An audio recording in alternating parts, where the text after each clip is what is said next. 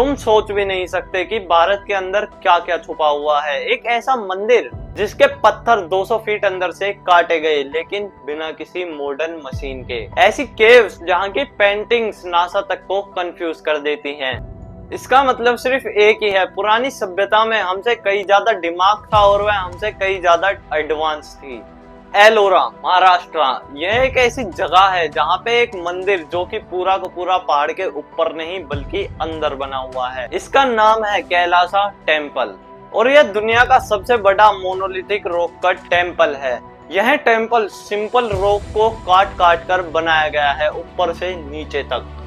Scientist के मुताबिक temple को बनाते हुए लगभग 4 लाख से भी ज्यादा टन रॉक निकले होंगे। लेकिन सबसे बड़ी बात, आखिर ये पॉसिबल कैसे है हजारों साल पहले? ना ही कोई क्रेन्स, ना ही कोई लेजर कटर। आर्कियोलॉजिस्ट का यह मानना है कि इस टेम्पल को बनाने में लगभग 18 साल से भी ज्यादा लग गए थे। लेकिन अगर इतना सारा रॉक रिमूव करना पड़ेगा तो हर दिन 5 टन से भी ज्यादा रॉक काटना पड़ेगा, बिना कोई गलती के और बिना कोई फेलियर के। और इसमें ऐसी सिमेट्री है जो CAD टेक्नोलॉजी से भी डिजाइन नहीं होती। तो क्या यह एक ह्यूमन एफर्ट था, फिर कोई एडवांस एशियन टेक्नोलॉजी? कुछ लोग को तो यह भी मानना है कि इसमें एक एलियन का इन्वॉल्वमेंट था, लेकिन सबूत नहीं है।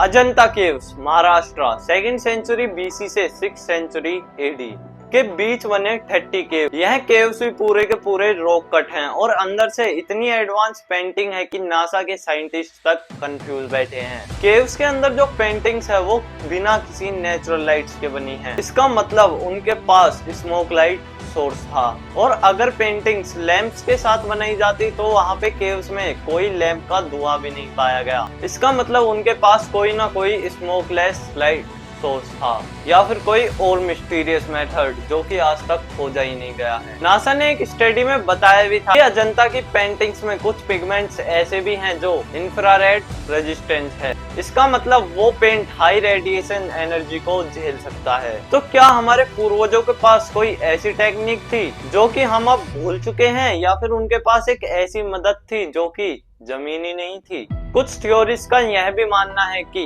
कैलासा और अजंता जैसी साइट्स एलियन की हेल्प से बनी है।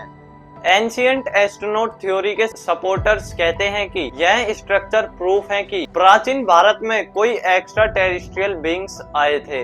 इरिच von Daniken, author of chariots of god, जब वह किसी भी स्ट्रक्चर को देखते हैं तो उन्हें ऐसा लगता है कि वह किसी ह्यूमन ने बनाया ही नहीं है, बल्कि कोई अलग ही इंटेलिजेंस उन्हें आके बना कर गया है।